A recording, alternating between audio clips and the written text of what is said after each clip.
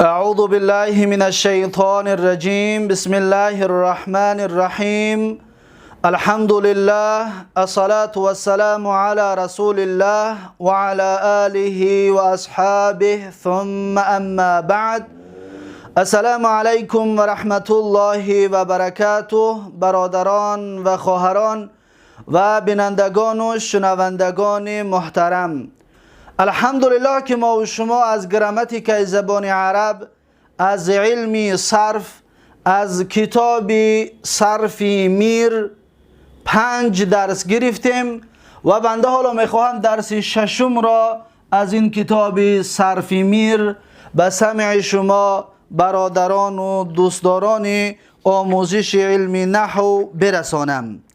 پس درس امروزه ما و شما از اینجا شروع می شود که فصل امر مخاطب گفته از اینجا شروع می شود.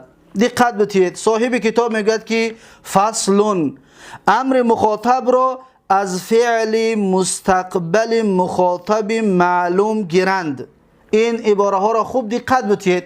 ما و شما درباره اینها در کتاب بدون یک کمی صحبت کوتاه داشتیم. میگه که امر مخاطب را، امر مخاطب همون امر بلامی که در کتاب بدون خوانده بودیم انا همون هست، یا امر حاضر گفتیم. پس با یک نام دیگهش امر مخاطب بوده است.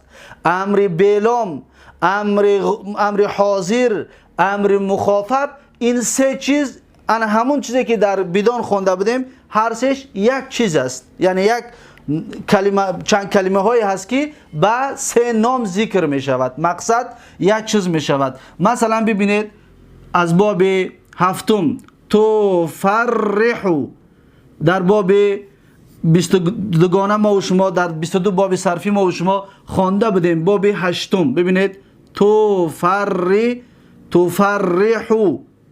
تفرحو، این باب چند است؟ باب هشتم. اکنون از این گرفتن فعل امر را، امر بلام را، یا میتونیم بگیم امر حاضر را یا امر مخاطب را برای ما و شما یاد میدهد. میگوید که امر مخاطب را یا امر حاضر را از فعل مستقبل، از فعل مضارع، مستقبل گفتیم معناش مضارع، از فعل مضارع مخاطب، این از فعل های مخاطب است. یعنی که از هفتم صیغه های 14 گانه ای که میگفتیم، مثلا که یفرح و یفرحانی، یفرحون، تفرح و تفرحانی، یفرحنا، این 6 تا غایب است. بعد از این شروع می شود که تفرح و تفرحانی، تفرحون، تفرحین، تفرحانی، تفرحنا.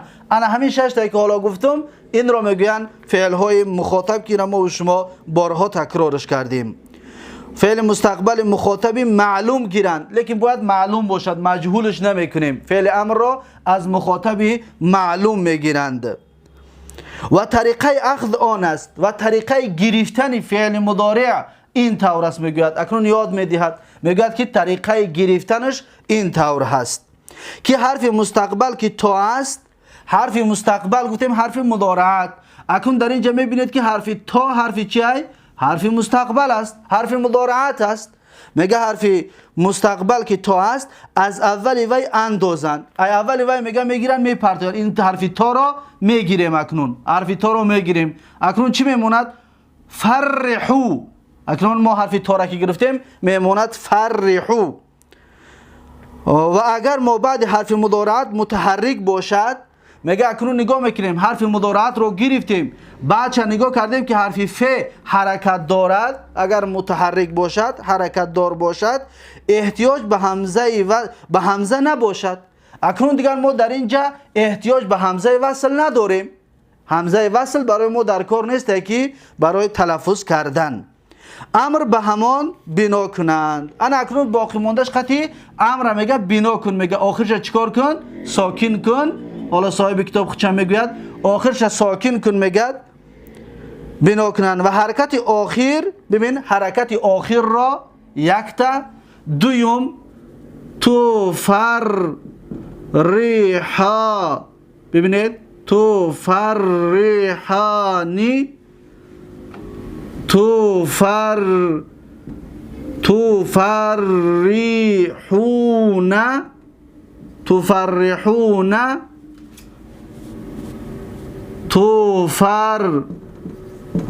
تفرحین تفرحین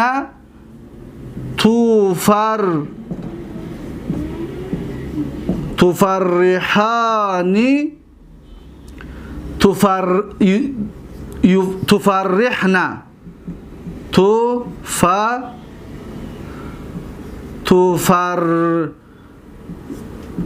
تفرحنا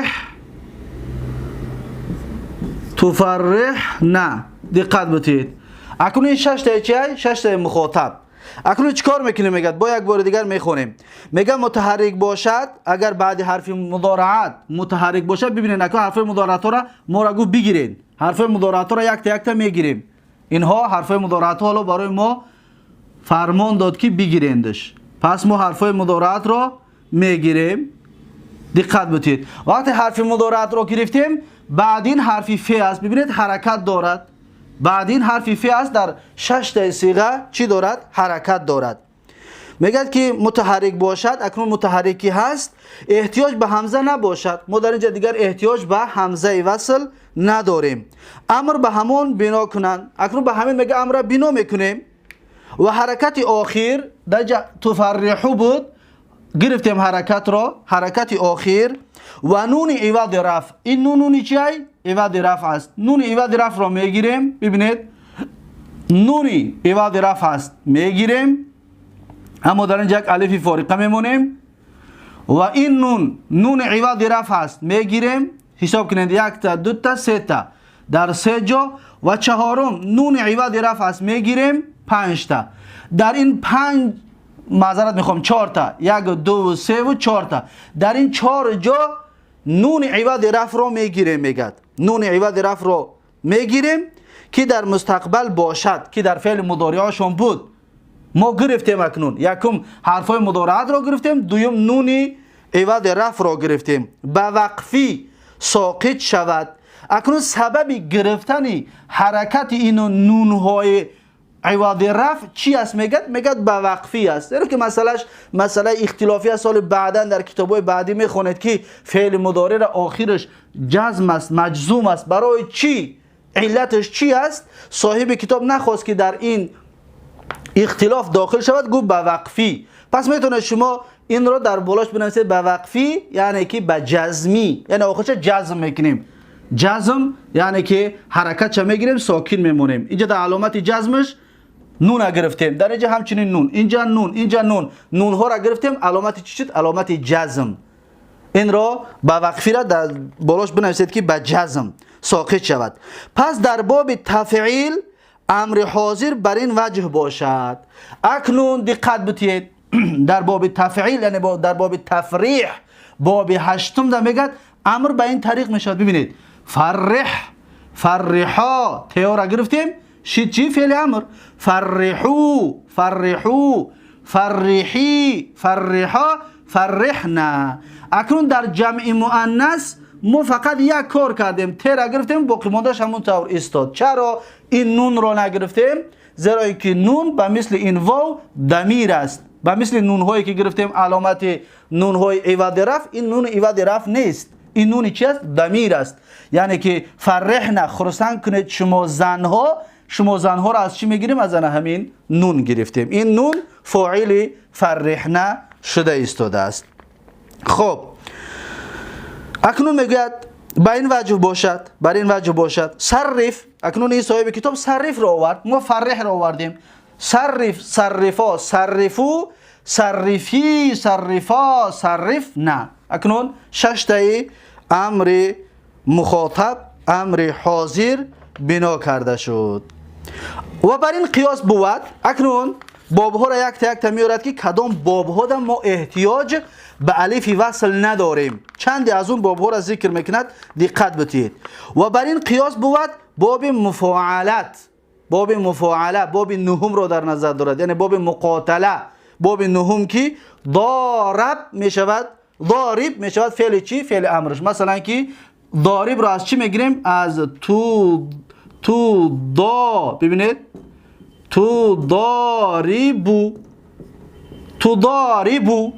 تک حرف مضارعت است میگیریم، آخرش ساکن میکنیم به مثل این، میشود ضارب فعل امر. باقی ماندهش شما خودتون در دفتراتون بنویسید که از این چه خیل فعل امر گرفته میشه. 6 صیغه فعل مضارعش بنویسید، بعد فعل امر رو جدا کنید. میگه که فعل امر میشود ضارب، دیگه احتیاج به الف همزه وصل نداره. میگیم ضارب، ضاربا، ضاربو، ضاربی، ضاربا، ضارب. نه، 6 صیغه فعل امر مخاطب، امر حاضر.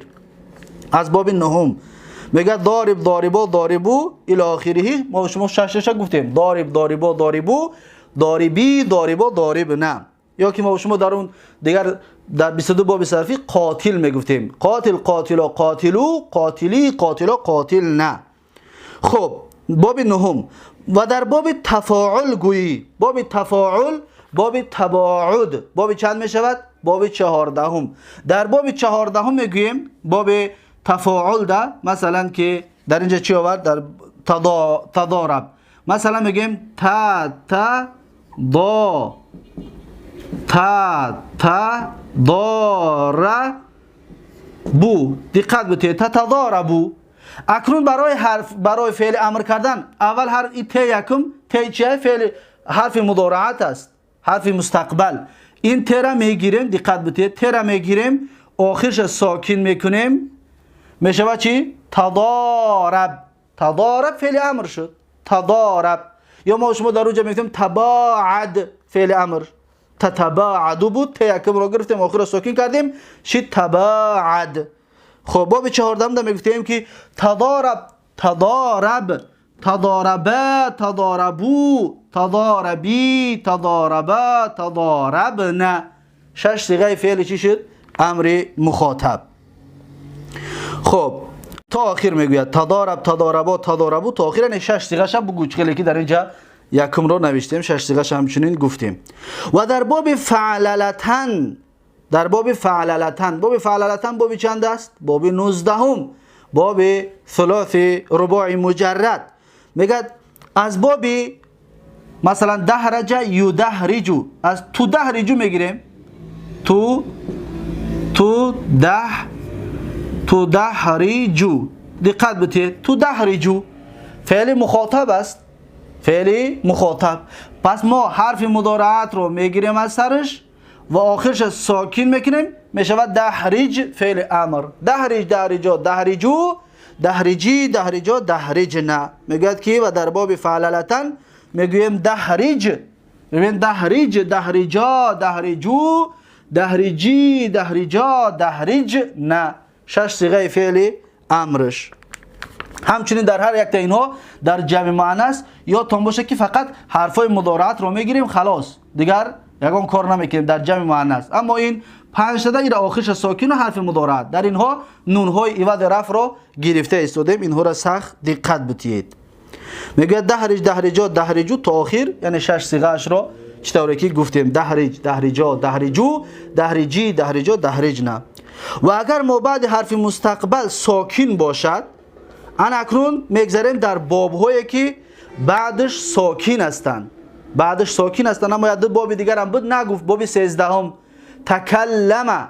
ببینید تکلم، یتکلم، یتکلم، تتکلم، امر فعل مخاطبش است، تکلم.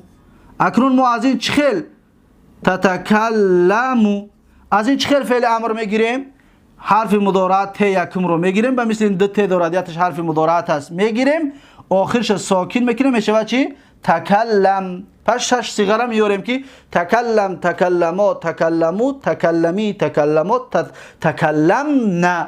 6 صیغهش. با یک باب دیگر هم است که احتیاج به الف نداریم، اون باب 20 است. مثلا دهرجه باب 19 بود، تدهرجه. ببینید تدهرجه، تتدهرجو، دو تا تقتی، تا ببینید تتدهرجو، تتدهرجو باب چنده؟ باب 20. پس ما اگر میخواهیم فعل امر از این بگیریم، فعل امر از این بگیریم، حرف مضارعت رو میگیریم، آخر ساکن میشه، میکنیم چی میشه؟ تتدهرج. تتدحرج ببینید تتدحرج فعل امری بابی چی شد؟ بابی 20. دحرج امری بابی 19 شد. پس میگیم تدحرج تدحرجا تدحرجو تدحرجی تدحرجا تدحرج نه 6 صیغه فعل امرش. با این پس همگی 5 تا شد. باب 8، باب 9 2 تا، این 3 تا، 4 تا، 5 تا، 6 تا. این 6 باب ده برای ما الف در کار نبود. الف همزه وصل در کار نیست. پس بیایید این رو از بین میبریم و میاریم باب های را که ما احتیاج به چی داریم؟ به همزه وصل داریم. خب دقت بتید. میگوید که و اگر ما بعد حرف مستقبل ساکن باشد احتیاج افتد به همزه وصل. اما اگر بعد حرف مضارعت رو گرفتیم حرف باشد که ساکن باشد، در این صورت ما احتیاج به چی داریم؟ به احتیاج ما به همزه وصل داریم. مثلا باب یکم چی است؟ نصر ینصرو. 6 صیغه مخاطبش شروع می شود از تنصرو. انت تنصرو. دقت بتید. تنصرو. و باب دوم ضرب یضربو انت ببینید تضربو. باب سیوم منع یمنعو انت تمنعو. دقت بتید. تمنعو. پس ما 3 باب را نوشتیم. برای چی 3 باب را نوشتیم؟ به خاطر این عین باب. اینجا ضمه است، اینجا کسره است، اینجا فتحه. اکنون چی کار میکنیم؟ دقت بتید. میگد اگر ما بعد حرف مستقبل ساکن باشد، مثلا ما حرف ت را گرفتیم، حرف ت گرفته شد، از اینجا حرف نون ساکن دارد. حرف اینجا هم ت را گرفتیم، حرف ضاد ساکن دارد. در اینجا هم ت حرف مستقبل که بود گرفتیم، حرف میم ساکن دارد. ببینید اینها ساکن. اینجا وقتی گرفتیم متحرک بود، اما اینجا ساکن است. چی کارش میکنیم؟ همین را میگوید که اگر ما بعد حرف مستقبل ساکن باشد احتیاج افتد به همزه وصل. انا که در اینجا ما احتیاج داریم به همزه وصل. احتیاج پیدا کردیم به همزه وصل، زیرا که ابتدا به ساکن ممکن نیست. در اینجا ما هیچ امکان نداره که ما به ساکن این کلمه را بگوییم. با ساکن این کلمه را ما گفته نمیتوانیم. پس اگر ما بعد آن ساکن ضمه باشد، اکنون بعد این ساکن را نگاه میکنیم ضمه باشد. ببینید اکنون ما حالا الف را میمونیم، همزه وصل ماندیم. ببینید همزه وصل ماندیم. اما این همزه وصل بگوییم، ای بگوییم یا که او بگوییم، کدام حرکت را بتیم؟ اینش را همچنین، این هم همچنین. یعنی که این 3 حرکت قبول کرده میتوند. کدامی از این حرکت ها را ما بتیم در اینها؟ انا همین را برای ما و شما یاد میتید. میگه که پس اگر بعد آن یعنی بعد همین ساکن، بعد آن ساکن ضمه باشد، به مثل این اگر ضمه باشد همزه را مضموم گردانند. این همزه را اکنون فقط ضمه میکنیم بس میشود چی؟ انصر. آخرش ساکن میکنیم با وقفی، با جزم، با مثل این و میشود چی؟ انصر، یعنی کمک کن، یاردم کن تو. اکنون حالا ما فعل امر رو از این باب گرفتیم. در بدان یادتان باشد ما گفتیم که اگر از باب یفعلو باشد همزه رو دم میکنیم. ما گفتیم 2 تا باب یفعلو داریم. باب یکم نصر ینصرو، باب 5 شرف یشرفو. فعل امر رو از تشرفو میگیریم. ببینید تشرفو. یا آدم ما را بگه که از تشرفو فعل امر بگی، حرف مضارع که ت از میگیریم، آخرش با جزم ساکن میکنیم، الف احتیاج به همزه وصل داریم، همزه وصل را میگیریم، پس به مثل این ضمه میکنیم. ببینید میشه او شروف. برای عین باب را دیدیم که ضمه دارد. باب یکم و 5 فعل امرش احتیاج به همزه مضمومه دارد. این گپ بدان است. اگر یادتون باشد در بدان این رو قید کرده بودیم. اکنون ما 4 باب دیگر ثلاثی مجرد داریم. باب یکم، دوم، боби сеюм, боби чорум, боби шашум. Ин 4 боб да ҳамзаҳоша чикор мекунем? диққат битед. Инра барои мо ва шумо ёд метиҳад. хоб, мегӯяд пеш аз оне ки он бобҳоро баён кунем, пас агар мобаъди сокин дамма бошад, мобаъди сокин дамма бошад, китобе ки мебинед дамма бошад, эҳтиёҷ афтад ба ҳамзаи васл, эҳтиёҷ ба ҳамзаи васл пайдо кардем. зеро ки ибтидо ба дамма бошад, ҳамзаро маҙмум гардонанд. ҳамзаро чикор кардем мо? дамма додем. ҳамзаро маҙмум гардонанд ва ҳаракати охир ва нуни ивади рафъро ба вақфӣ биафкананд. акрун боқӣ монда шуда, масалан унсур, унсуро. унсуро аз тансурони гирифтагӣ аст. унсуру аз тансуруна гирифтагӣ аст. унсурӣ аз тансурина гирифтагӣ аст. унсуро ду зан аз тансурони гирифтагӣ аст. унсурна аз тансурна гирифтагӣ аст. дар ҷо гуфтем я амал анҷом додему халос. инҳоро дар дафтаротон бинависед. пас ушруф ҳамчунин аз ташруфу гирифтагӣ аст. ушруфо аз ташруфони гирифтагӣ аст. ушруфу аз ташруфу нагирифтагӣ аст. ушруфӣ аз ташруфӣ нагирифтагӣ аст. ушруфо аз ташруфони гирифтагӣ аст. ушруф на ҷамъи занона аст, аз ташруф на гирифтагӣ аст. даям гуфтем як амал анҷом додем. пас ин гапҳои гуфтагима дар дафтаротон бинависед, беҳтару хубтар мефаҳмед. пас соҳиби китоб мегӯяд чун унсур, унсуро, унсуру, унсури, унсуро, унсурна. акун навист унсур, унсуро, унсуру, унсури, унсуро, унсурна. 6 сиғаи амри мухотаб. ушруф, ушруфо, ушруфу, ушруфи, ушруфо, ушруфна. 6 сиғаи мухотаби боби 5. хоб, акун мегзарем ба баъдаш. мега ва агар мобаъди сокин фатҳа бошад. бо давоми ҳамин гап. акун мо баъди сокин ҳарфи мудораатро гирифтем. баъди сокинро нигоҳ кардем ки фатҳа аст. масалан бигем аз боби сеюм аст ё аз боби чаҳорум. масалан алима яъламу ҳамчунин ана тавр фатҳа мешавад. масалан бибин ай таъламу мегирем, боби чаҳорум таъламу. ҳарфи мудораатро мо гирифтем, эҳтиёҷ ба чӣ пайдо кардем?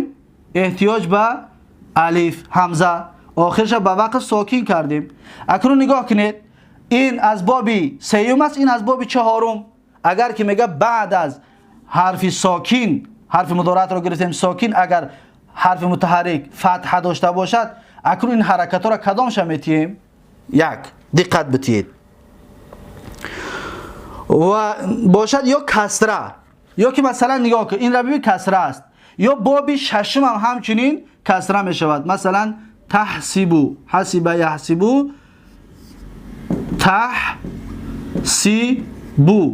таҳсибу ҳарфи мудораатро мегирем барои феъли амр сохтан, эҳтиёҷ ба алиф ҳамзаи васл пайдо мекунем, охирша ба вақф сокин мекунем, мешава. акнун ин ҳараката мо чӣ битем? бибинед ба мисли инҳо ин ду ҳамза се ҳараката қабул карда метавонад. кадом ҳаракатро барои ин ҳамза битем? ҳаминро мегӯяд ки ва агар мобаъди сокин фатҳа бошад, чӣ тавре ки инҷа дидед, ё касра, чӣ тавре ки дар ин ду боб дидед, ё касра, ҳамзаро максур гардонанд. акнун дар инҷа мо ҳамзаро фақат касра метиҳем. дар инҷашам ҳамчунин, дар инҷа ҳам ҳамчунин, дар инҷашам. пас идриб иҳсиб, имна иълам феълои амр мешавад. диққат додед. масалан идриб охира сокин кунем ба вақфи идриб. пас 6 сиғаш мешавад. идриб, идрибо, идрибу, идриби, идрибо, идрибна. я одам бигӯяд идрибро аз чӣ гирифтем? мегем аз тадрибу. идриборо аз чӣ гирифтем? аз тадрибани. идрибуро аз чӣ гирифтем? аз тадрибуна. идрибиро аз чӣ гирифтем? тадрибина. идриборо аз чӣ гирифтем? тадрибани. идрибнаро аз чӣ гирифтем? тадрибна. 6 сиғаи феъли амри боби дуюм.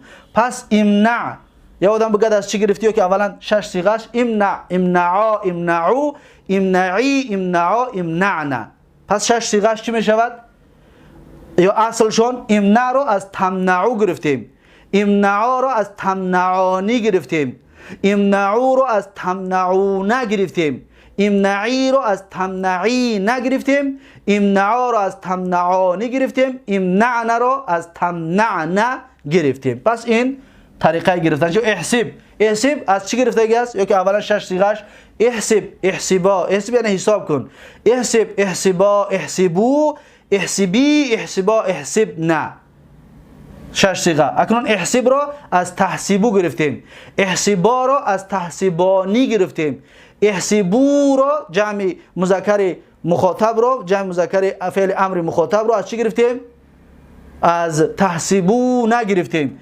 احسبی یک زن از تحسبی نگرفتیم. احسبا دو زن را از تحسبانی گرفتیم. احسب نرا از تحسب نگرفتیم. 6 صیغه اصلی گرفتن مون. اعلم را از چی گرفتیم؟ یا 6 صیغه‌اش چی میشود؟ اعلم یعنی بدان. اعلما شما دو کس بدانید، اعلمو شما مردم همه بدانید.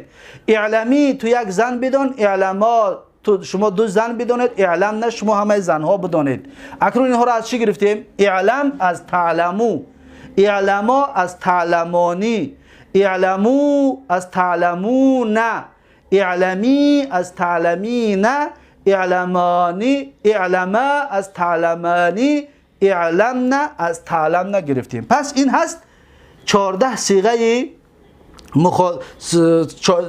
6 صیغه فعل امر حاضر یا امر بیلام یا امر مخاطب.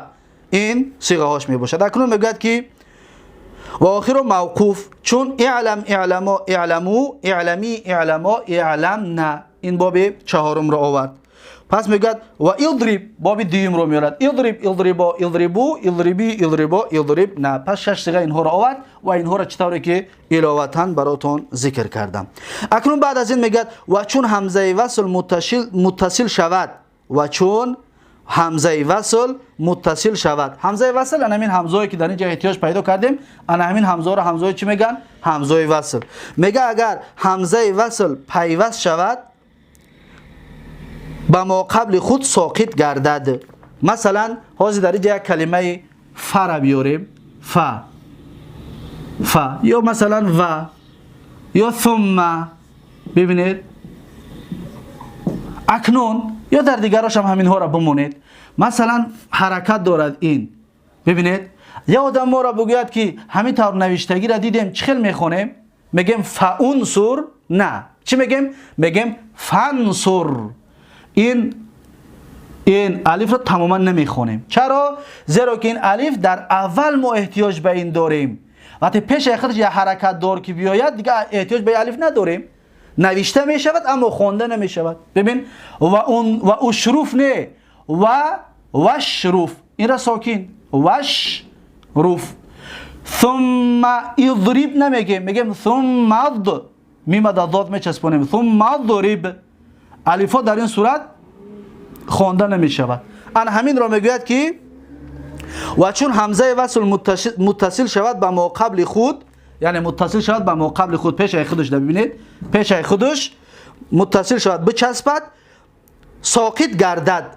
ساقط گردد خیلی که ما نخوندیمش، می افتونه میشه در تلفظ کردن. ساقط گردد در عبارت و تلفظ. همینجا کلمه عبارت والله علم غلط و خطا است، باید عبارت رو نمی نویست، میگفت در تلفظ، لیکن در عبارت هست. ببینید در عبارت هست، ما دیده سیمش، اما در تلفظ نیست. در تلفظ نیست. از این حساب کلمه عبارت رو خط بزنید و در عبارت رو نابود کنید. بگید که ساقط گردد در تلفظ، در گفتن. ببین میگیم فانصر، نمیگیم فانصر، یا نمیگیم ثم انصر، ثم اضرب، میگیم ثم اضرب. در عبارت در تلفظ ساقط گردد، تلفظ کرده نمی شود و در کتابت باقی ماند، اما در نوشتن باقی میماند. می شود اکنون اون عبارت رو در بر این کتابت همراه کنیم که در کتابت و عبارت باقی ماند. در عبارت هست یا در نوشتن هست، اما در تلفظ نیست، در تلفظ وجود ندارد. چون فاطلب ثم اطلب، مثلا فاطلب یا فانصر، ببین نگفتیمش. ثم اضرب، ثم اطلب، حرف الف همزه وصل خونده نشد. اکنون صاحب کتاب بعد از این به فصل جدید میگذرد. دقت بتید، فصل نو. در فصل نو چی میگوید؟ پیش از اونه که به فصل نو بگذاریم، یک باب دیگر مان در اینجا ما بیانش نکردیم. اون باب چی است؟ اون باب اکریم. اکرم یکریمو. ببینید یک بابی هفتم یکریمو. اکنون از این یکریمو یا از تکریمو از مخاطب، از تکریمو چطور ما فعل امر میگیریم؟ ببینید آخرش ساکن میکنیم، حرف مضارعت رو میگیریم و این کاف چی دارد؟ ساکن دارد. پس ما همین طور همزه وصلش میتیم، احتیاج به همین همزه پیدا میکنیم؟ نه، اینجا ما احتیاج به این همزه پیدا نمیکنیم. پس این ساکن از چی طور میخونیم؟ میگیم که یکریمو را از تکریمو را اصلش این طور بود. ببینید تو اک ری مو، آخرش ساکن میکنیم، حرف مضارعت رو میگیریم، میمونه چی؟ اکریم. دقت دادید؟ میمونه اکریم. پس در اینجا همزه انمی را میگیم همزه ساقطه برگردد. همین همزه که افتیدگی بود، یکریمو اصل گفتیم یو اکریمو بود، برای ثقیلی عرب افتاندوش.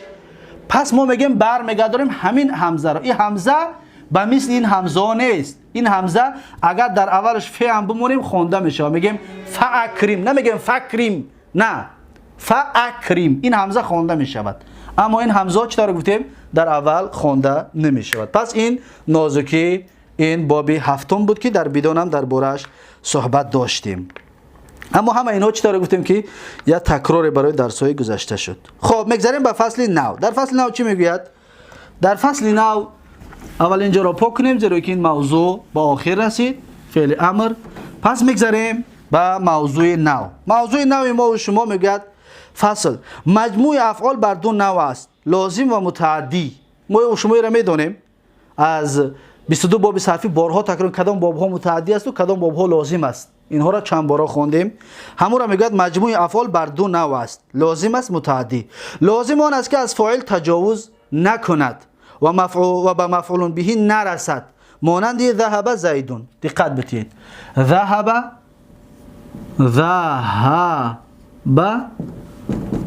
زیدون، ذهب زیدون، رفت زید، فعل لازم است. یا مثلا میگوییم که یا میگوییم قعد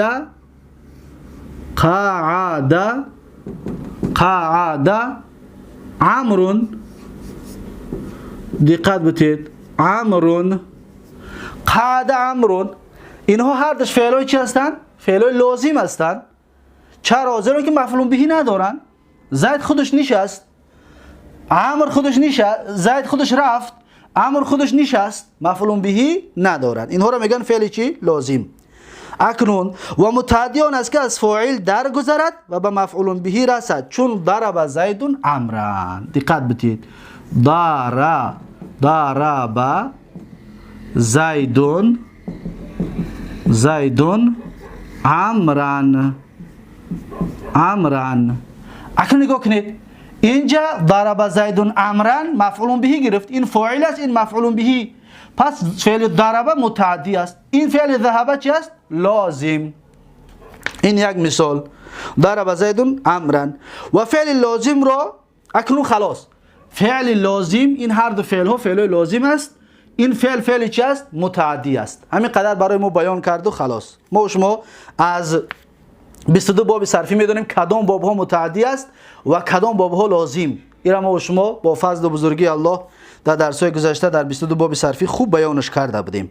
خب اکنون میگه که و فعل لازم را به همزه افعال یا به تضعیف عین تفعیل یا به حرف جر متعدی سازند. اکنون من انا همین فعل لازم را میخواهم که فعل متعدی بکنم. فعل متعدی بکنم که مفعول به بگیرد به مثل این. چیکارش میکنم؟ صاحب کتاب سه راهش نشان دادگی است. یکم میگوید این را باب هفتم ببر. ذهب اگر باب هفتم ببرم چی میشود؟ این ذا، این اصلی ثلاثی مجردش در اولش یه همزه میمونه، میشود اذهب باب هفتم، اکرم افعل باب هفتم میبرمش. پس میگم که اذهب متعدی شد، ذهب زیدون، زید رفت، اذهب مثلا اذهب محمدون زیدن. دقت دادید؟ زیدن. اکنون با مثل این مفعول به گرفت. اذهب محمد زیدن. یا ترجمه اش در اینجا ذهب زیدون، زید رفت. در اذهب محمد زیدن چی می شود؟ محمد زید رو روان کرد یا زید رو برد. محمد زید رو فرستاد. اینطور ترجمه کرده می شود. دقت دادید؟ پس این با باب هفتم بردن یکم راه. باب هفتم میبریم، فعل لازم متعدی می شود، یکم راه. و دویم راه، راهی باب هشتم میبریم. مثلا در اینجا می نویسیم که فرح زیدون، زید خودش خرسند شد. فرح فعل لازم است. ببین با مثل ذهبه. اکنون من میگم که زید رو خرسند کرد یا آدم دیگه. این باب رو باب هشتم میبرم. می نویسیم اول ثلاثی مجردش. ببینید ثلاثی مجرد ما گفتیم عین باب رو تکرار میکنیم. پس در اینجا شده میمونم میشه فرح. ببینید فرح. فرح باب چنده؟ باب هشتم. پس میگم فرح محمدون، باز میگویم زیدن. ببینید خرسند کرد محمد زید رو. در اینجا فرح زیدون، زید خودش خرسند شد. اما در اینجا فرح محمدون زیدن، خرسند کرد محمد زید رو. و مثل این مفعول به گرفت. در اینجا فعل لازم بود. باب چند شد؟ باب هفتم، باب هشتم. و همچنین باب نهم هم متعدی میکنه و باب 15 هم متعدی میکنه که اینها را در کتاب‌های بعدی میخونیم. تقریبا 7-8 راه داریم ما که فعل لازم را متعدی گردانده میتونه. اما هر باب هر نمود است. نمیتونیم که همه چیزا باب 7 بیاریم یا همه چیزا باب 8 بریم. نه، اینها را در کتاب‌های بعدی خواهیم خواند. اکنون سیوم راه، دو راه شما گرفتیم. باب هفتم بردیم، باب هشتم بردیم. سیوم راه چی است؟ راهی به حرف جر. حرف جر قطعی همچنین متعدی می سازند. ببینید ذهب زیدون. مثلا ما اگر که می خواهیم این را باز به این طریق نمو به دیگر طریق چیکارش کنیم؟ متعدیش کنیم. پس میگویم دقت بدید. زیدون را از اونجا میگیرم، میگویم که ذهب تو بی زیدین. دقت دادید؟ ذهب تو بی زیدین. پس این با گفته ترجمه کرده نمی شود به تاجیک. این را به تعدیه میگن، به متعدی کردن فعل لازم. این را ترجمه نمیکنه. میگیم که ذهب تو بی زیدین یعنی زید را فرستادم یا زید را روان کردم. ترجمه را دقت کنید. این بی ترجمه کرده نمی شود. این بی برای متعدی است. این باید تعدیهش میگن. پس زیدین لفظاً مجرور است، محلاً منصوب است. به خاطر چی؟ به خاطر به مثل اینها مفعول به است. اما در لفظ این به این را جر کرد. این نازکی است که اینها را در نحو میخونیم، اعرابش را، تحلیلش را. اما حالا بفهمید که ذهب تو بی زیدین یعنی زید را روان کردم. یا مثلا انطلق زیدون. انطلق یعنی که چیکار کرد؟ رفت. انطلق زیدون. من اگر که میخواهم بگم که من زید را روان کردم، فرستادم، پس میگم که انطلقتو بی زیدین. با مثل این انطلقتو بی زیدین میگم. پس یعنی که من زید را روان کردم. در این جمع بی در پایان هم بس چی میشود؟ باید تعدیه میشود، برای متعدی کردن. اکنون میگه چون مانندی اذهب تو زیدن، اذهب محمد زیدن یعنی که محمد زید رو روان کرد. یا اذهب تو زیدن یعنی من روان کردم زید رو. اذهب تو من روان کردم یا من فرستادم زید رو. این یک راهش باب هفتم. و فرحته یعنی فرح محمد زیدن یا فرحتو زیدن، خرسند کردم زید رو یا خرسند کرد محمد زید رو. و ذهبت بزیدین. ببین ذهبت بزیدین، زید رو فرستادم یا زید رو روان کردم. و انطلقت به یعنی بزیدین. انطلقت بزیدین یعنی زید رو فرستادم. پس این هست طریقه متعدی کردن فعل لازم. در اینجا فقط گفتیم 3 تاش رو گفت، باقی مانده اش رو در کتاب‌های بعدی و در کتاب‌های دیگر خواهیم خواند. خب اکنون فصل نو شروع می شود. در فصل نو می بینیم که صاحب کتاب برای ما و شما چی می گوید. صاحب کتاب برای ما و شما، صاحب کتاب سرفی میر می گوید که فصل چون فعل را از برای مفعول بنا کنند. ببینید اصطلاحات رو دقت بدید. فعل را از برای مفعول بنا کنند، در بدون میگیم که فعل مجهول. همون فعل مجهول همین فعل را از برای مفعول بنا کنند، هر دوش یک گپ است. یعنی فعل لازمه، فعل معلومه، مجهول کردن، هر دوش یک چیز است. در ماضی ثلاثی مجرد فای فعل را به ضم کنند، و عین فعل را به کسر یعنی کسره کنند. دقت بدید. مثلا باب نصارا. اکنون من میخوام که نصارا را مجهول بکنم، معلوم است، میخوام مجهولش بکنم. صاحب کتاب گپش گوش کنید چی میگه. میگه که چون فعل را از برای مفعول بنا کنند، فعل لازم را فعل معلوم را مجهول کنند، در ماضی ثلاثی مجرد فای فعل را به ضم کنند. یعنی فای فعل در اینجا کدام است؟ فای فعل حرف نون است. یعنی که وزنش بنویسیم تا اینکه آسان‌تر شود برای فهمیدن. ببینید فای فعل یعنی که حرف نون را ضم کنند، یکم کار. و عین فعل را کسر. ببینید عین این حرف صاد است، عین را کسر کنند، پس میشه فعل مجهول. نصره فعل چه؟ مجهول است. این گپی صاحب کتاب سرفی میر است. اما کتابی بدان بسیار خوبتر و بهتر گفتگی بود. گپای او را در ذهنتون بگیرید، اون بهتر است. مثلا نصره من میخواهم که مجهولش کنم، چیکارش کنم؟ میگه که اگر میخواهی که معلوم فعل ماضی رو مجهول کنی، ما قبل آخر رو کسر کن. دقت بدید، ما قبل آخر رو کسر کن و هر متحرکی که پیش از ما قبل آخر است او رو ضم کن، میشه نصره. ببینید قاعده 22 باب صرفی را در بر میگیرد، اما این فقط باب ثلاثی مجرد گفت خلاص. ولی بعدا یک تا بیان میکند، یک تا بیان میکند. اما قاعده بدون بهتر و خوبتر است. ما قبل آخر را کسر و هر متحرکی که پیش از ما قبل آخر است. مثلا استخرج. دقت بدید، استخرج. من میخوام که استخرج اینقدر دراز است. حالا صاحب کتاب بی صرف ما را نگفته است چیکارش کن، اما موافق کتاب بدون ما قبل آخر حرف ر است، پیش از آخر کسره کن و هر متحرکی که پیش از ما قبل آخر است حرف خ حرکت نداره، حرف ت حرکت داره، ضمش میکنم. این الف این ضمه را پیدا میکنم، میشه استخرج مجهول فعلی ماضی. دقت دادید کتاب بدون گپش بهتر و خوبتر و افضلتر است در این باب.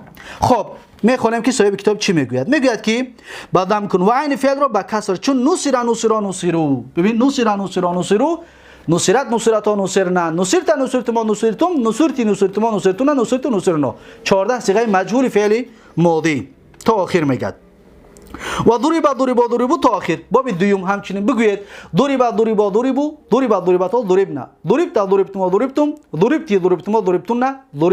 ضربنا. 14 صيغه مجهول فعلی ماضی. خب تا آخر. و علمو تا آخر. باب چهارم را بیان میکند. علمو، علمت، علمنا، علمت، علمتم، علمنا. 14 صيغه. و منعو بابی سیوم رو بیان میکند. منع تا آخر میگوید. 14 صيغه ش بگو. منعت، منعتا، منعنا، منعتم. این را در 22 باب صرفی بارها گفتیم. حسبو تا آخر. باب چنده؟ حسبه باب ششم. حسبو، حسبت، حسبنا، حسبتم، حسبتن، حسبنا. 14 صيغه. بعد از این میاره شرفو. باب چنده؟ باب پنجم. اصلش چیه؟ شروفه و مثل همین کردیم ما قبل آخر رو کسر و هر متحرک پیش از ما قبل آخر رو دم کردیم یا عین فای کلمه رو دم در ثلاثی مجرد و عین باب رو کسر کردیم به گفت گپی صرفی میر. پس شد شروفه شد شوریفه شوریفه شوریفه شوریفو شوریفت شوریفتا شوریف نه شوریفت شوریفتما شوریفتم شوریفتی شوریفتما شوریفتون نه شوریفتو شوریفتون 14 صیغه‌اش. خب و در باب افعال انا اکنون ببین یک تا بیان میکند. کتاب بدون ده قاعده گرفتگیمون همش در اومد. باب افعال باب چیه؟ اکرمه. دقت بتید. اکرمه اکرمه. اول قاعده این را میخونیم چی میگه؟ میگه که و در باب افعال حمزه رو مضموم و عین رو مکسور کنند. حمزه رو ببین دمه بته میگه و عین رو عین باب استین عین رو کسره اکرمه مجهول میشود. اما همون گپ بدون رو در حیاتون بیارید. مثلا اینجا با چی؟ اکرمه.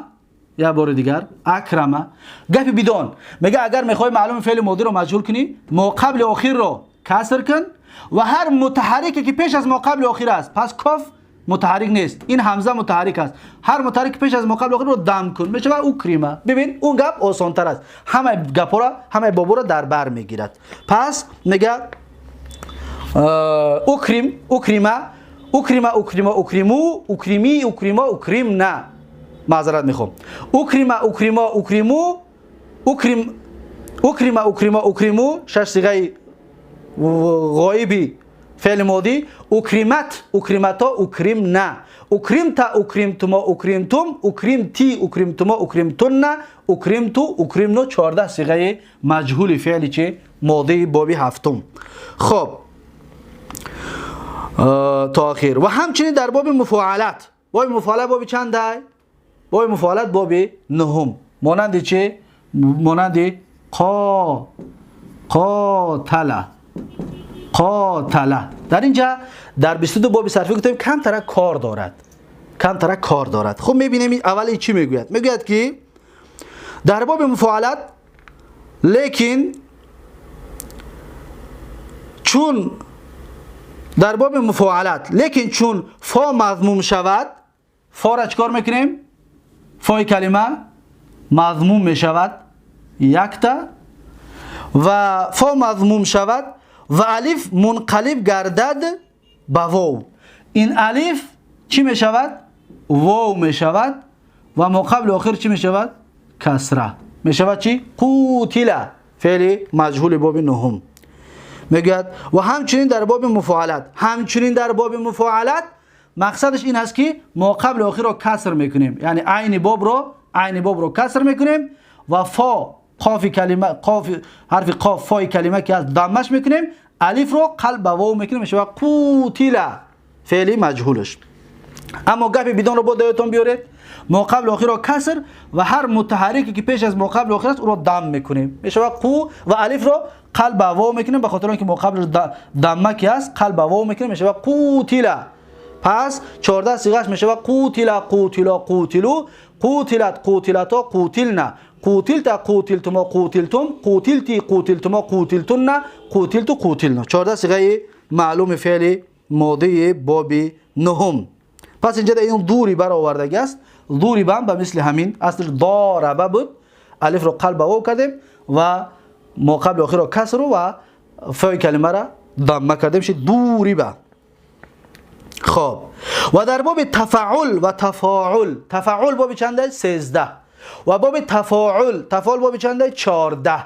پس این دو باب رو بیان میکند 13 و 14 رو یه جا بیان میکند. مثلا 13 را بنویسیم مثلا تا اینجا در این خودش تعهد را میارد تعهد ای خود چه بنویسیم تعهد یا تعاهد. دقت بتید تعاهد بابی چند ای؟ 13. تعاهد بابی 14. تکلم خونده بودیم تباعد. پس اینها بابی 13 و 14 است. خب اکنون چیکار میکنیم میگه در این دو باب و میگه در بابی تفاعل و تفاعل تا و فا مضموم کنند. این ت و این ف کلمه هر دوش میگم دمه بکن. ببین دمه کردیم یا با رنگ دیگر کنیم تا اینکه فرقیت فهمیده شود. دقت بدید تا را قطعی ف میگه هرچه دمه بکن. خب دمه کردیم. اینجا همین کارو میکنیم. زیرا که گفت هر دی بابا یک خیل از اولش. هر اینها رو ما دمه کردیم. پس با چیکار میکنیم؟ میگوید که باب تفاعل و تفاعل فا مضموم تا و فا مضموم کنند و عین مکسور. این عین کلمه است. این عین است. عین کسره میتیم. اینم عین کلمه کسره میتیم. دقت بدید. عین رو مکسور کنند چون تعهد. دقت دادید تعهد این بود شد ولی این بود نشده است. اینش بود شد. تعهد پس 14 صیغهش می شود که تعهد تعهدا تعهدو تعهد تعهدتا تعهدنا تعهدت تعهدتما تعهدتم تعهدتی تعهدتما تعهدتن تعهدتو تعهدنا. کمی قین است برای دو حرف حلق یک جا آمدگی است. دویمش شده دارد کمی قین است. اما تو کلمه را بگید آسان است. تو کلمه تو کلمه تو کلمو تو کلمه تو کلمتا تو کلمنا تو کلمتا تو کلمتما تو کلمتم تو کلمتی تو کلمتما تو کلمتنا تو کلمتو تو کلمنا. 14 صیغه مجهول فعل ماضی آسان می شود. اما در اینجا صاحب کتاب چی میگوید؟ میگوید که و الف تا آخر گفت. این را تا آخرش بیان کردیم. میگوید که و الف تفاعل نیز منقلب گردد. تفاعل را الفش همچنین قلب می شود به چی؟ و مثل این قلب می شود به واو. پس چی می شود؟ پس می شود که تعوهد. این الف ما قبل مضموم را قلب به واو کردیم به مثل این. پس می شود تعوهد. پس 14 صیغهش تعوهد تعوهدا تعوهدو تعوهدت تعوهدتا تعوهدنا تعوهدت تعوهدتما تعوهدتم تعوهدتی تعوهدتما تعوهدتن تعوهدتو تعوهدنا. 14 صیغه مجهول باب 14. خب بعد از این چی میگوید؟ میگوید که و در باب افتعال حمزه و تا مضموم شوند. افتعال باب افتعال بابی چیه؟ بابی ما شما اجتماع خونده بودیم. این بابی چی میورد؟ اکتسبه. خود مثال صاحب کتاب بنویسیم. اکتسبه. دقت بدید. اکتسبه. اکتسبه بابی چنده؟ اجتماع. بابی 11. بابی 11 یا بابی 10. خب در این باب چی میگوید؟ میگوید که و در باب افتعال حمزه و تا مضموم شوند. حمزه را دمه بته میگد و ت را دمه بته و ما قبل آخر چی میشود؟ کسره میشود. او کتوسیبه فعل چی؟ مجهول فعل ماضی و عین مکسور. چرا گفتیم عین باب مکسور؟ اما گفی بدون ندایتون بیارید. این اصلش چی بود؟ اصلش بیاریم. یک تا سبه ما قبل آخر را کسر کنن و هر متحرکی که پیش از ما قبل آخر است او را دم بکنن. این الف به مثل که جابت بیان کرده بودیم. یا که این الف این را در استخراجه چطور بیان کردیم؟ استخراجه ده. این الف این ت را پیروی میکند. پس میشه چی؟ اکتوسیبه. اکتوسیبه. پس 14 صیغه‌اش اکتوسیبه اکتوسیبا اکتوسیبو اکتوسیبت اکتوسیبتا اکتوسیب نه اکتوسیبتا اکتوسیبتما اکتوسیبتم اکتوسیبتی اکتوسیبتما اکتوسیبتن نه اکتوسیبتو اکتوسیب نه. این 14 صیغه مجهول فعل اجتماع هست. مجهول فعل اجتماع. خب تا آخر و در باب انفعال ببینید. باب انفعال در چی میارد؟ مثال می آوردگیش این صرفه. این صرفه ما شما این کسره خوندگی بودیم. این صرفه. این باب 11 می شود نه؟ این باب 10 این باب 11. این صرفه. خب این صرفه را چیکار میکنیم؟ این صرفه را میگوید که میگوید و در باب انفعال حمزه و فا مضموم شوند. حمزه مضموم می شود. فای کلمه یعنی مضموم می شود. ما قبل آخر چی؟ کسر و عین کلمه مکسور. عین کلمه رو و عین کلمه مکسور چون انصرف. همین گپی بدون دیتون بیارید آسان تر است. اگر میخوایم معلوم فعل ماضی رو مجهول کنیم ما قبل آخر رو کسر و هر متحرکی که پیش از ما قبل آخر است او رو دم. ببینید ثابت سو شد و این همزه و مثل اینجا این حرف ساده حرکت چه پیدا میکنه میشه انصرف. انصرف 14 صیغش میشود انصرف انصرفا انصرفو انصرفت انصرفتا انصرفنا انصرفت انصرفتما انصرفتم انصرفتی انصرفتما انصرفتن انصرفتو انصرفنا 14 صیغش. و در باب افعلال حمزه و عین مضموم شوند. ببینید در باب افعلال حمزه و عین مضموم شوند مانند چی؟ دقت بدید مره این کم ترک کار دارد نه؟ این کم ترک کار دارد. کار این چی است؟ احمره پیش از اونه که مجهولش کنیم فک ادغام میکنیم میگم چی؟ احمرره اصلش احمرره ادغام میکشیم برای مجهول کردن. برای هر کاری که میکنیم وقتی که میخوایم تصریف در اون بدرایت باید ادغام بکشیم تا که بفهمیم چیکار کردیم. خب نگاه کنید احمرره ادغام کشیدیم. این چی میگوید؟ میگوید که و در باب افعلال حمزه و عین مضموم شوند. حمزه دمه میگیرد این عین کلمه است دمه میگیرد. دیدید؟ احمو عین مضموم شود حمزه و عین مضموم شود معذرت بله و حمزه و عین مضموم شود. خب و لام اول مکسور. لام اول دیگه ما لام اول نمیدونیم دیگه اگر نکشیم چه نمیفهمیم برای خود باید بکشیم. اگه لام اول است لام اول را کسره میکنیم یعنی که این وزن گفته است. وزنی که در 22 باب صرفی ما ترازو را می آوردیم کو ترازو را گفته است که لام اول رو کسر کن چی میشود؟ احموریره. اما گفت بدون قطعی ما قبل آخر را کسر و هر متحرکی که پیش از ما قبل آخر است او را دم کنن و این الف این را پیدا میکنن میشه احموریره مجهول. الان اکنون را با چیکار میکنیم؟ اکنون میخوایم بر بگردونیم که با ادغام به جاش بیاریم. پس میگیم که اینجا ده این را حرکت چه میگیریم این را از بین میرود میشود احمر. دیدید؟ احمر این مجهول است. اول جداش کردیم با چسبوندیمش. احمر این نازکیش است. احمر 14 صیغش می شود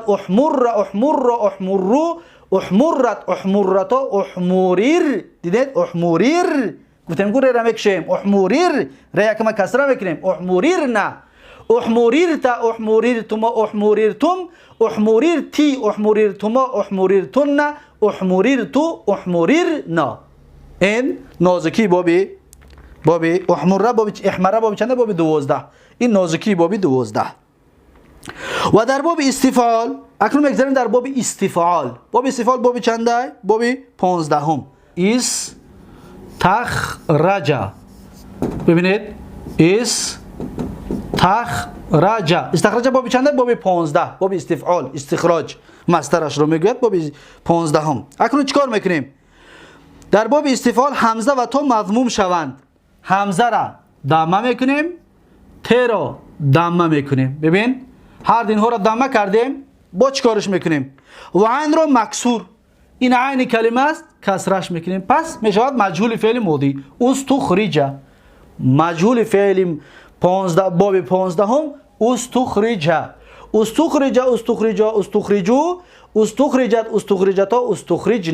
استخرجت استخرجتما استخرجتم استخرجتی استخرجتما استخرجتن استخرجنا. پس ببینید این صاحب سرفی میر یک تا بیان کرد از اینجا شروع کرد. اما با موافق کتاب بدون اگر بکنیم ما قبل آخر که فتحه بود کسرش میکنیم و هر متحرکی که پیش از ما قبل آخر است رو دم میکنیم این همزه وصل این حرکت پیروی میکند میشود او. پس میشه استخرج. همین گپی بدون. اما اون چطور گفتیم که آسان‌تر و بهتر است. خب باب 15 هم خلاص شد. استخرج تا آخر. و در باب افعلال باب چنده؟ باب 18 مانندی احمار. ببینید احمار میخوایم احماره رو مجهول بکنیم بنا به مفعول بکنیم. مفعول خب چیکارش میکنه؟ میگه که همزه و عین مضموم شوند. چطوره که در اینجا گفتیم پیش از اونه که ما این رو مجهول بکنیم اولا باید جداش کنیم. میگیم ما اصلش ده ما را. ببینید احمارره اصلش احمارره. اکنون مجهول کردن این کار میکنه. میگه که همزه و عین، صاحب کتاب چی میگوید؟ میگوید که میگوید همزه و عین، این همزه است و این عین کلمه است. هر اینها را دمه میکنیم. ببینید همزه و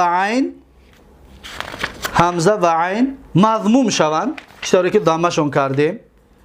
و الف منقلب گردد به واو. این الف به مثل این الفی که در اینجا بود قاتله تعاهده، این الف هم قلب به چی می شود؟ به واو. قلب به واو شود. دقت دادید؟ قلب به واو شد. این لام یکم کسره شود. پس می شود چی؟ احموری را اصلش لام اول مکسور. پس می شود احموری را.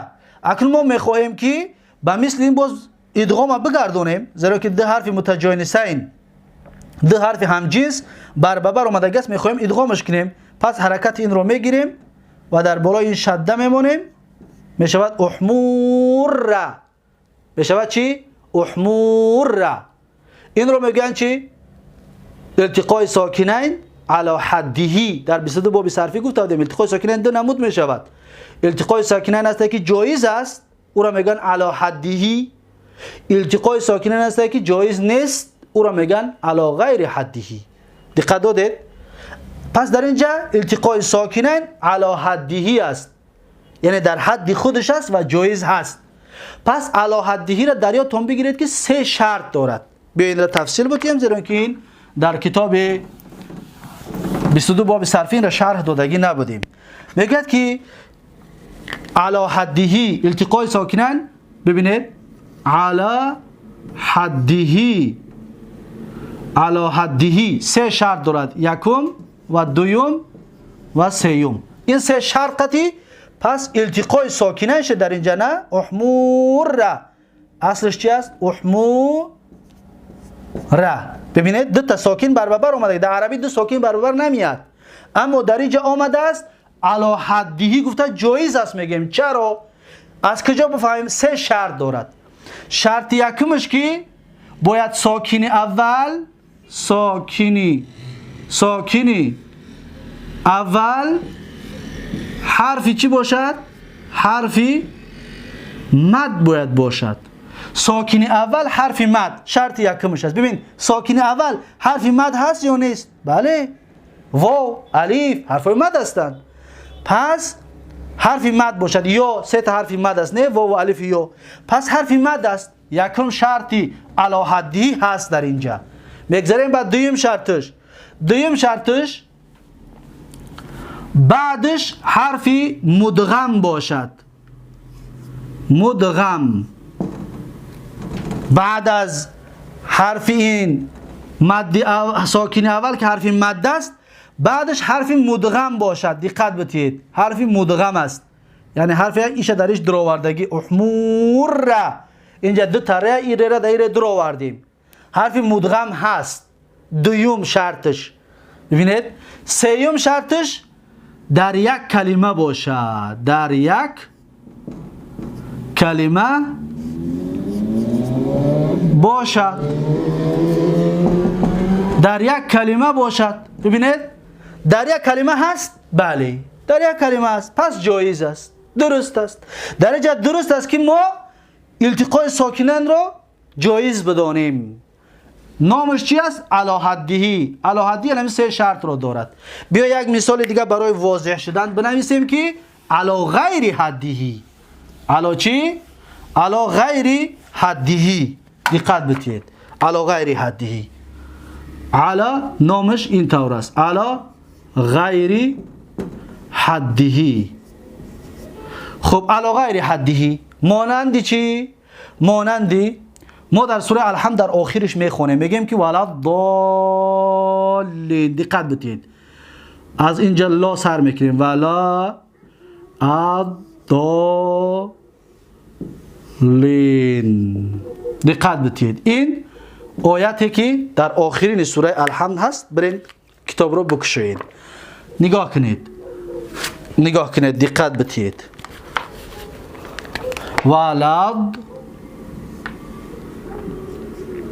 ولد این لام قلب داد شد. حرفای شمسی میگوین، حرف داد از حرفای شمسی است. ولد ضالین. دقت بدید. اکنون حاضر دقت بدید که ما چند تا حرفی در اینجا چند تا ساکن داریم. ولد یک تا، دو تا، التقای ساکنان شد. اینجا دو تا لام است. اصلش چیه؟ اصلش دالین. اصلش این طور است. دال التقای ساکنان بعد لین. دیدید؟ این لام دو تا می نویسیم، یکمش ساکنه، دیمش حرکت دار. پس در اینجا التقای ساکنان شد. میگیم ولد ضالین. دقت دادید؟ اکنون بیایید بینیم اینجا ولد علی غیر حدیه. جایز نیست بگیم که ولد گفتن جایز نیست. چرا؟ زیرا که علی غیر حدیه التقای ساکنه نه. یک کس بگه چه التقای ساکنه علی غیر حدیه؟ میگیم آخر ما سه شرط داریم در اینجا نیست. چی طور نیست؟ لا یک کلمه است و دا یک کلمه دیگر. مثلا یا که ساکن اول حرف مد باشد. خب ساکن اول حرف مد است. خب یکم شرطی علی حدی در اینجا هست. دویم شرطش که مدغم باشد.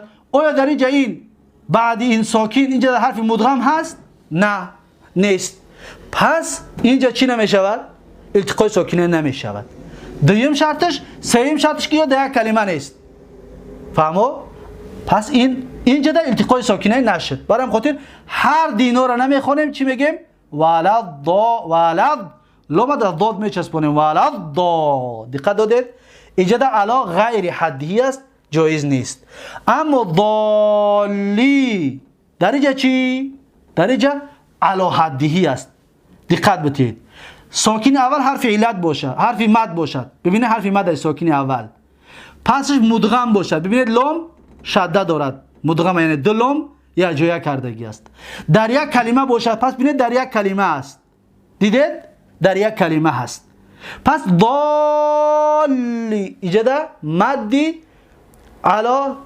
علا حدیهی است. التقای ساکنین اینجا دو ساکن برای علا حدیه جایز است. و این را در علم تجوید همین طور کلمه هایی که علا حدیهی بیاید، یعنی که التقای ساکنین علا حدیهی، این طور مدی که به وجود میاد ضالین، مد واجبش میگن یا مد لازمش میگن که مقداری 6 حرکت در علم تجوید کشیده می شود. خب بعد از این ضالین التقای ساکنین، آیا این التقای ساکنین جایز است؟ نه. اینجا این اصلا ضالین هست. ضالین اینجا التقای ساکنین نیست. اما ما این ساکنه به خاطر وقف میاریم. ساکن وقف میگن. این ساکن وقف است. برای ضالین میستیم. اصل چی دارد؟ حرکت دارد. برید قرآن را ببینید و همین مثال را بسیارتر کار کنید تا اینکه در ذهنتون بماند. پس صحبت ما درباره احمور را بود که التقای ساکنین شد. علی حدی که بود جایز است التقای ساکنین، چطوری که در ضالین هم این چیز وجود دارد تا آخر. پس می شود احمور احمورت احموریرن. ادغام میکشیم. در ششم صیغه در 22 باب صرفی گفته بودیم. احموریرن، احموریرت، احموریرتم، احموریرتم، احموریرتی، احموریرتم، احموریرتن، احموریرتو، احموریرن 14 صیغه اش. خب در باب فعللتن فا مضموم شود و لام اول مکسور. فعللتن بابی چیه؟ بابی دهرجه. فعللتن بابی دهرجه. ببینید دهرجه. اکنون من میخوام دهرجه را مجهول کنم. چیکارش میکنم؟ فای کلمه مضموم میشود میگد لام اول کلمه کسره. صاحب کتاب میگوید که در باب فعلتن فا مضموم شود و لام اول مکسور میشود دحرج. پس مجهول فعل ماضیش دحرج دحرجا دحرجو دحرجت دحرجتا دحرجنا دحرجت دحرجتما دحرجتم دحرجتی دحرجتما دحرجتن دحرجتو دحرجنا 14 صیغه معلومش. خب بعد از این میگوید که و در باب تفعلل یعنی باب 20 با مثل تا ده رجا، این باب چنده؟ باب 20. در باب تفعلل میگه چیکار میکنیم؟ در باب تفعلل تا و فا مضموم شوند، تا و فعل هرچه ضمه میکنیم هرچ مضموم شوند و لام اول مکسور میشود تو دو حریجه و لام اول مکسور مانندی تو دو حریجه. دیدید مجهولش کردیم. اما گپ بدون فای اول ما قبل آخر را کسر میکنیم و هر متحرکی پیش از ما قبل آخر او را دم میکنیم و تا این را پیروی میکند هر جایی که تا است، مثلا تکلم، مثلا تباعد، تکلم، اینها دا گفتیم پیروی میکند. رنگ الف گفتیم پیروی میکند کو در این ت هم که کدام فعل هایی که در اولش ت هستند از ثلاثی مزید و رباعی مزید همچنین پیروی میکند. دقت بدید. میگن تو دحرجه تو دحرجه تو دحرجا تو دحرجو تو دحرجت تو دحرجتا تو دحرجنا تو دحرجت تو دحرجتما تو دحرجتم تو دحرجتی تو دحرجتما تو دحرجتن تو دحرجتو تو دحرجنا 14 صیغه اش. و بعد از این و در باب افعلال، در باب افعلال، باب افعلال بابی چی است؟ بابی احران جمع، احران جمع بابی 21. احران جمع، احران جمع. اکنون ما میخوایم بابی احران جمع را مجهول بکنیم. گپی بدون بینید ما قبل آخر را کسر کن و هر متحرکی پیش از ما قبل آخر او را ضم کن و این الف ضمه را پیروی میکند. این گپی بدون است. اما صاحب کتاب چی میگوید؟ میگوید که همزه و عین مضموم شوند. همزه را مضموم میکنیم و عین باب حرف ر مضموم میشود و لام اولا کسره میگیرد میشود احرنجم. پس 14 صیغه مجهول فعل 21 مجهول فعل ماضیش میشود احرنجم احرنجم احرنجمو احرنجمت احرنجمتا احرنجمنا احرنجمت احرنجمتما احرنجمتم احرنجمتی احرنجمتما احرنجمتن احرنجمتو احرنجمنا 14 صیغه مجهول فعل ماضیش. خب بعد از این و در باب افعلال میگذاریم با در یک بابی که آخرش شده دارد. دقت بدید آخرش چی دارد؟ شده دارد. در باب افعلال باب چندمه؟ 22 آخرین باب صرفی باب اقشعر. اقشعر ما میخوایم اقشعر را مجهول کنیم. چیکار میکنیم؟ اولین کاری که میکنیم آخرش فک ادغام میکنیم. ادغام هم میکشیم بگیم که اصلش اقشعر. ببینید اقشعر فک ادغام کردیم. انا اکنون مجهولش میکنیم. مجهول کردن به این طریق آسان است. ببینید چیکارش میکنیم. میگه که همزه و عین مضموم شوند. همزه را و عین باب هر دوش ضمه میگیرن اولین کار و لام اولا چیکار میکند؟ و عین مضموم شوند و لام اولا مکسور لام یکم کسره میگیرد. کسره میگیرد میشود اقشعریره. اقشعریره. اکنون این صاحب کتاب برای ما بیان نکرد که چخیل اقشعریره شد. اقشعره این را ضمه کردیم قطع عین باب و این کسره شد اقشعریره شد. اجرا بینید این طور است. نگفت صاحب کتاب. ما و شما در 22 باب صرفی خوانده بودیم. دیدیم دو حرف متجانسین بر آمد و میخوایم ادغامش بکنیم. دیدیم که پیش خودش ساکن است. حرکت این ر را در عین دادیم. این ساکن شد. شد اقشعر را. پس دو حرکت همجنس را شده موندیم. شد اقشعر را و مثل این. دیدید؟ یعنی این حرکتی که در عین میبینید ر یکم است از خودش نیست. اما در احمره، ببینید در باب احمره اصلش چی بود؟ احمره. احمره وقتی مجهولش که کردیم شد مو، ببینید مو را، این را کسره کردیم، اما برای ادغام از بین بردیم و شد احمور را، یعنی حرکت را در میم ندادیم زیرا که میم چی بود؟ حرکت داشت. اما در اینجا حرفی عین حرکت که نداشت ما قبل دو تا ری هم جنس، پس حرکت ری یکم رو در عین دادیم، شد اقشعر را. دقت دادید؟ شد اقشعر را مجهولش.